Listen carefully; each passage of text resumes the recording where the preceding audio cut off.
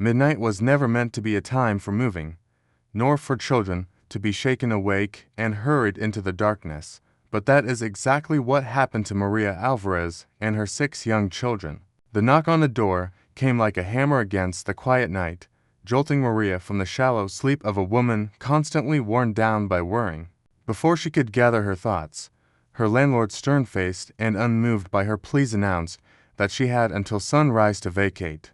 But the impatience in his voice made it clear he wanted them out now. Maria's hands trembled as she packed what little they owned. A few blankets, a change of clothes each, a chipped kettle that had been her mother's. She helped her children slip into their shoes, whispering reassurances she herself didn't believe. Her eldest, 10-year-old Samuel, tried to help her carry the bags, while little Anna, only 4, clung to Maria's skirt, asking why they had to leave in the middle of the night. Maria didn't have an answer that could soothe the child's heart, so she simply said, "We'll be all right. Mama's here." Outside, the cold night air wrapped around them like ice. The stars were bright, but they offered no warmth. The cabin door shut behind them with a finality that struck Maria deep. She had struggled to pay the last 2 months' rent after losing her job at the laundry, and although she had begged for time, the landlord's patience had run dry. Now, at the darkest hour, she stood on the dirt road with 6 children who looked to her for direction. With nowhere else to go, Maria tightened her grip on the handles of the worn-out bags and began walking. The children followed quietly, sensing their mother's tension. Their small footsteps crunched in the frost-covered grass as they moved farther from the only home they had known for the past year. Maria didn't look back. Doing so would only break her resolve. The road stretched ahead, empty and dim, lit only by the moon. Maria had heard stories of families seeking shelter in abandoned barns, but she didn't dare risk trespassing at night. Instead, she led her children toward the open countryside that bordered town. She knew that beyond the scattered fields and long fences lay the ranching district, vast, silent, and unforgiving. It wasn't a destination so much as a hope. Maybe there would be a shed, a haystack, or any pocket of shelter where her children could rest until morning. Hours passed, each step a battle against exhaustion. Maria shifted her youngest child, 3-year-old Luis, into her arms when his little legs gave out. Her shoulders burned, but she kept walking. Her children's fear weighed heavier than any burden she carried. Finally, near an old weathered fence carved into the darkness, Maria stopped, her breath clouded in the air, and her body trembled from fatigue. She gathered the children close, wrapping them in their thin blankets. For the first time that night, her facade of strength cracked. She knelt beside them, whispering prayers, pleas for safety, warmth, and a miracle she wasn't sure existed. The youngest children drifted in and out of restless sleep. Samuel sat beside his mother, valiantly pretending he wasn't cold, though his teeth chattered uncontrollably. Maria stroked his hair and murmured, "Just until the sun comes up, we'll find a way." The vast land around them was silent except for the wind. Maria felt utterly alone, a single mother with 6 little souls depending on her in a world that seemed determined to push them aside. But what she didn't know, what she couldn't know, was that beyond the fence line they leaned against, someone else was awake, someone who would soon walk into their lives and change everything. The first hints of dawn were still hours away when Maria realized her body could no longer carry her forward. The cold had eaten through every layer of clothing, and her muscles felt as heavy as the bags she dragged across miles of empty land. Her children huddled beneath their blankets near the old fence line, their breaths rising in pale little puffs that vanished into the night. For a moment, Maria wondered if she had failed them, if this desperate walk had only stranded them deeper into danger. But then she heard it.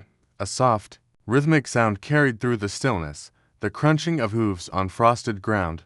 Maria stiffened. Her heart thudded painfully. Out here in the middle of ranch country, a rider could be anyone, a neighbor, a ranch hand, or someone unfriendly, someone who might not appreciate strangers trespassing near their property. She quickly gathered her children closer, whispering to them to stay quiet. The horse emerged from the shadows, first a tall, sturdy bay with breath misting in the air. Then the rider came into view. A broad-shouldered man in a dark coat, hat pulled low, sat straight-backed in the saddle. He held the reins with a familiarity that spoke of decades spent on horseback. His presence seemed to fill the space around them, not threatening, but undeniably commanding.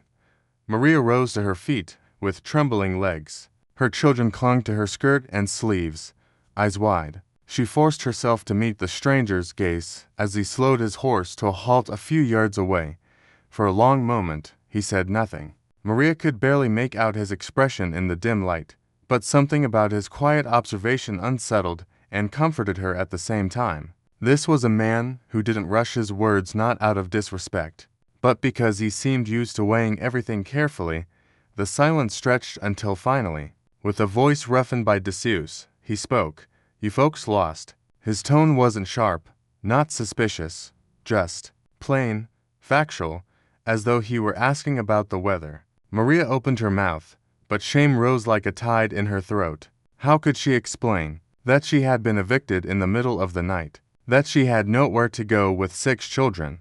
We just needed a place to rest," she managed. "We'll move on once the sun comes up." The man leaned slightly in the saddle, studying the children wrapped in thin blankets. Something in his expression softened, though his face remained mostly unreadable. He guided his horse a little closer and dismounted with slow, steady movements.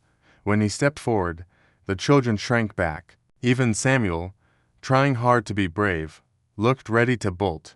But the man didn't make any sudden gestures. He removed his gloves, unlatched the saddlebag, and pulled out a wool blanket thick, warm, and large enough to wrap around all of them. "Cold night for little ones," he said. "Here." Maria hesitated only a moment before accepting it. The warmth from the blanket felt like mercy made tangible. The man nodded once, as if deciding something internally. "My ranch ain't far. You all can come warm up. Get some food." Maria's breath caught. She didn't know this man. She didn't even know his name, and yet there was a steadiness in him that felt deeply rooted, like old oak trees that had weathered storms for generations.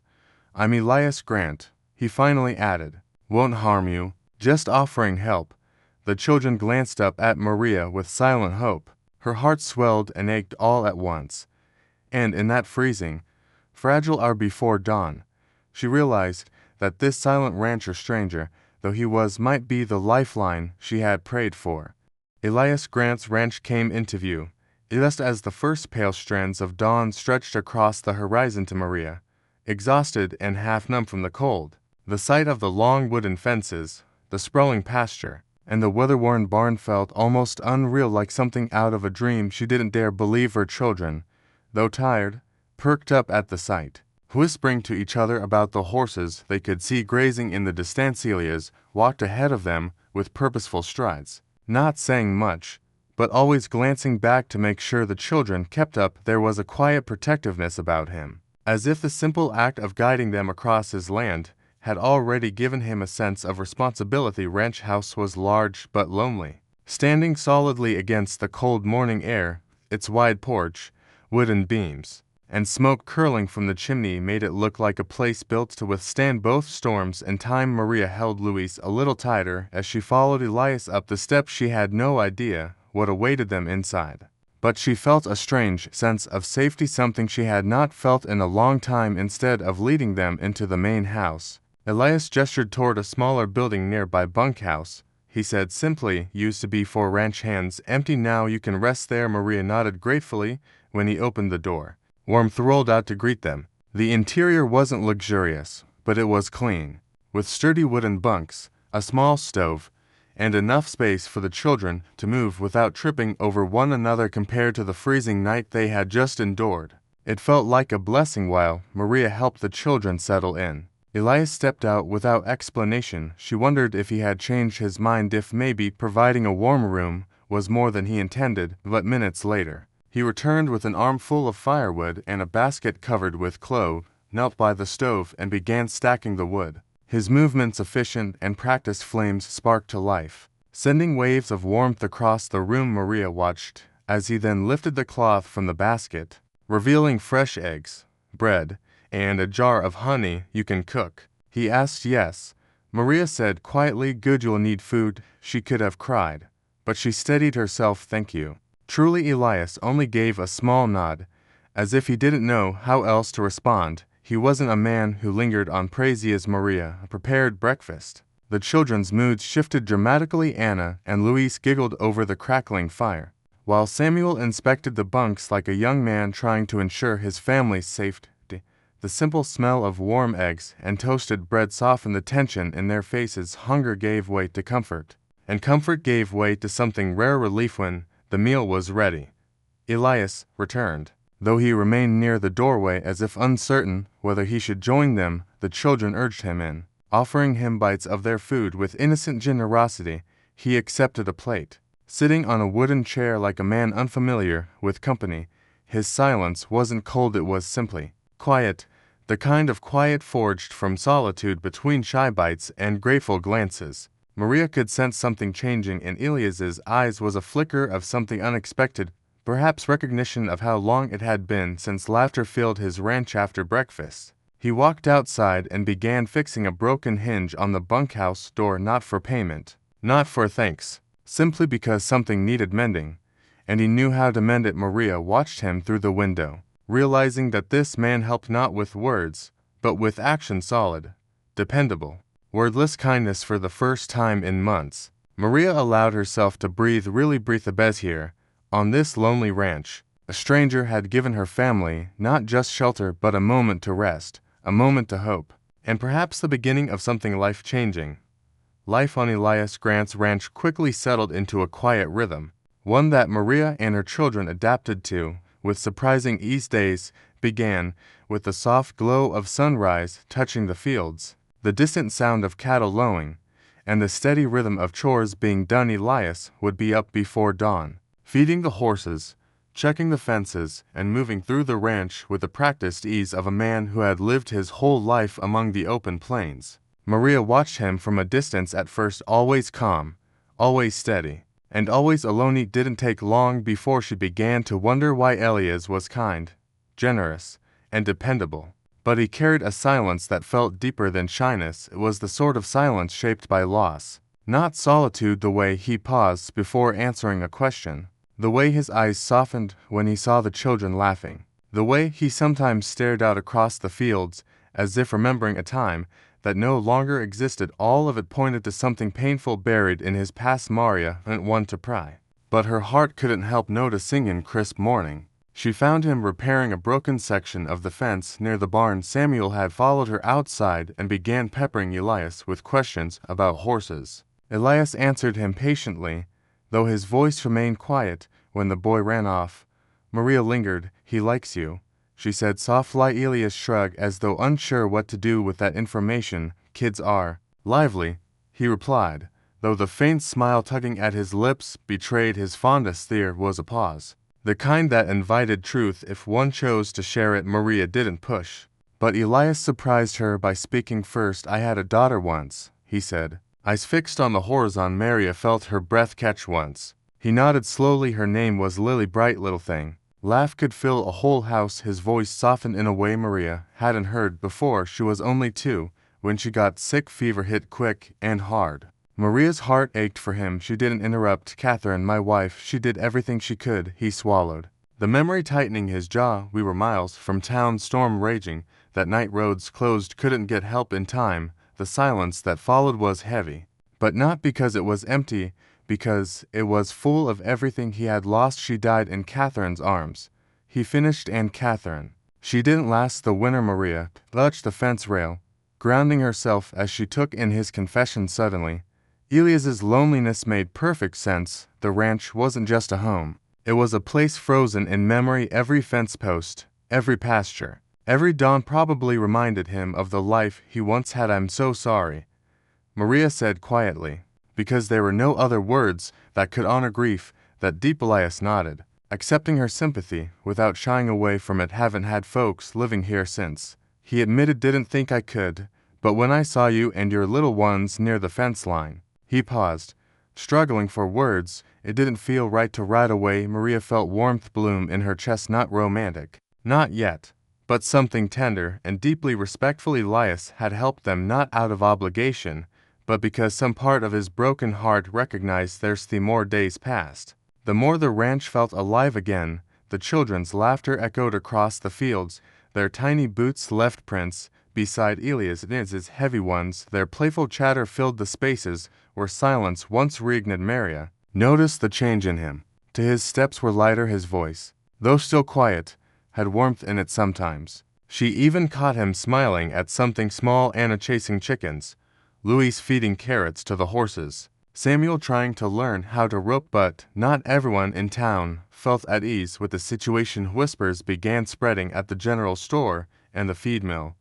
Why is Elias Grant sheltering a widow with 6 children?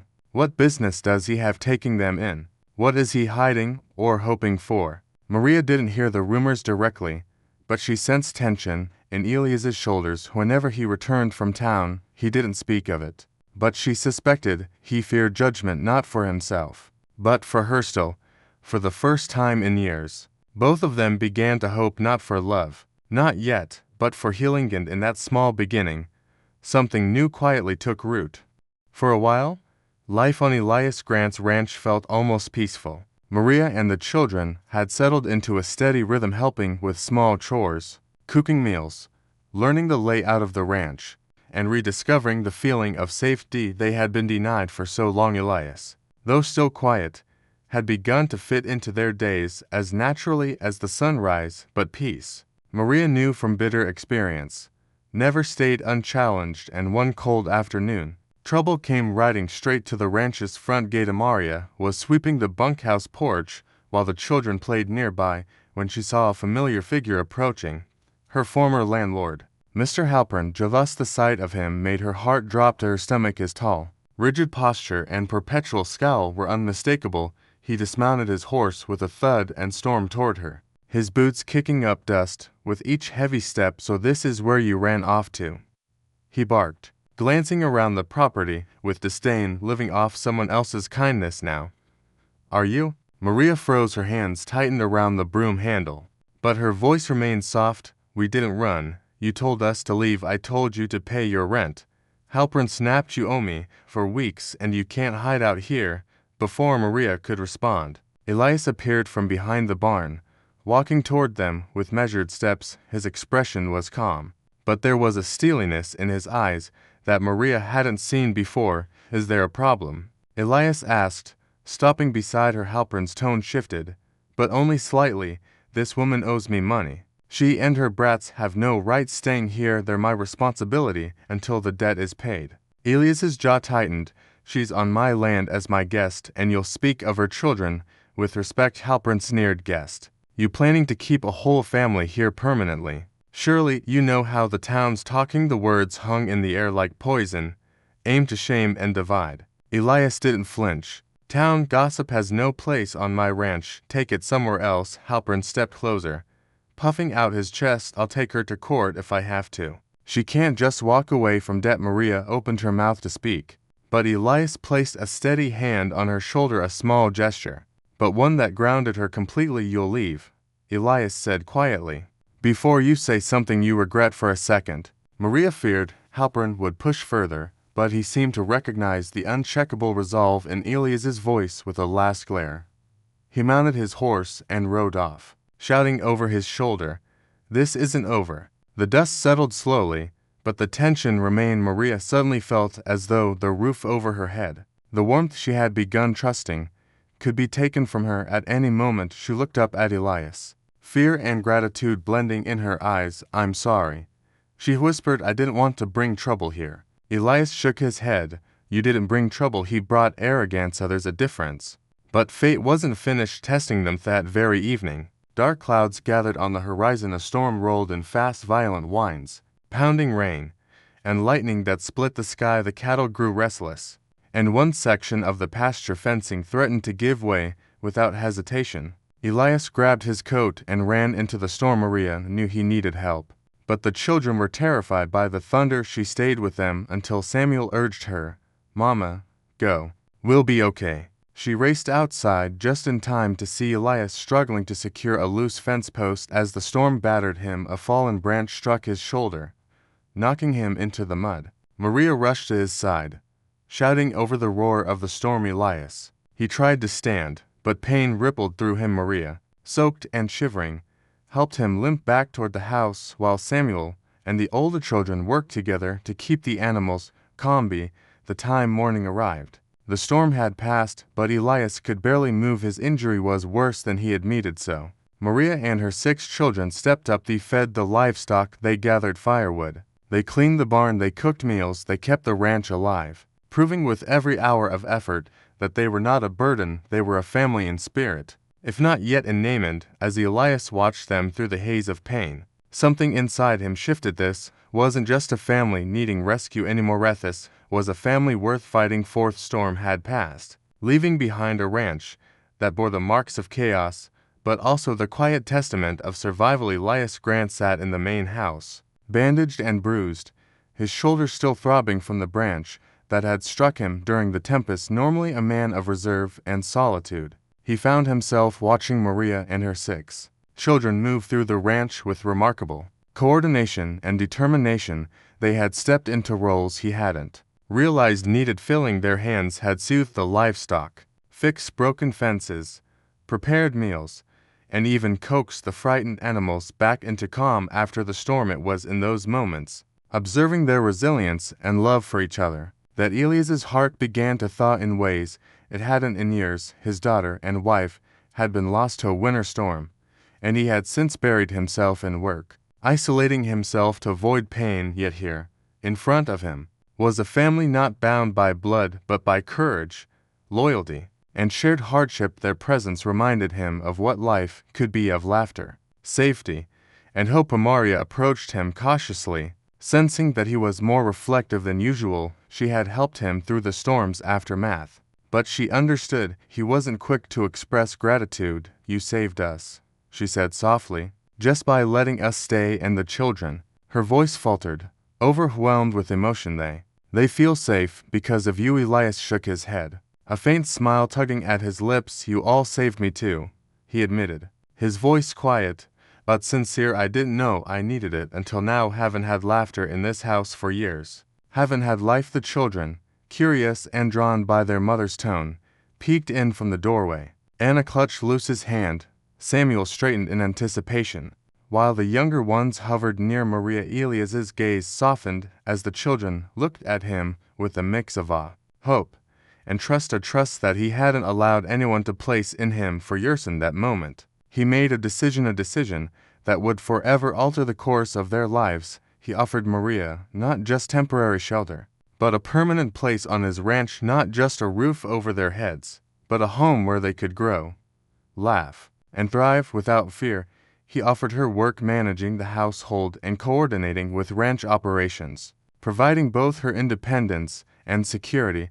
His gesture was quiet, practical, but monumental in its implications. It was a declaration that they were now family in every sense that mattered. Maria's eyes filled with tears as she realized the weight of his offer. No longer would she worry about eviction notices, storms, or strangers judging her family. Her children could roam, learn, and be children again. Samuel, now standing taller, seemed to understand that their lives had taken a turn that few could imagine. Anna and Louise hugged her, sensing the relief and safety radiating from her. The following days, the ranch transformed in subtle ways. The children added life to every corner. Playful laughter echoed across the fields. The aroma of home-cooked meals mingled with the fresh scent of hay, and the once quiet ranch house felt warm and welcoming. Elias observed them, allowing himself to be vulnerable, to connect, to heal. Every glance, every small act of kindness, reminded him that mercy and compassion could reshape lives, not just for those who received it, but for the one who gave it as well. News of Elias's act spread slowly through the nearby town. Some were skeptical, some admired the gesture, but all acknowledged the courage it took to open one's heart to strangers, especially when it meant risking one's own routine, reputation, and solitude. Yet the opinions of the town no longer mattered. What mattered was the bond that had formed here between a widow and her children and the quiet rancher whose mercy had changed everything. In the quiet evenings, as the sun dipped below the horizon, painting the fields gold and orange, Maria often watched Elias working alongside the children. she saw a man who had suffered loss, but who had now embraced life again, and in return, he saw a family whose love had healed wounds he thought would never mend. Mercy that had been given at midnight had blossomed into a new beginning, one filled with hope, safety, and a sense of belonging. A widow and her 6 children had found more than a roof. They had found a protector, a friend, and a man whose kindness reshaped all their futures. And Elias, once silent and isolated, had discovered that giving mercy could be the greatest gift he had ever received himself.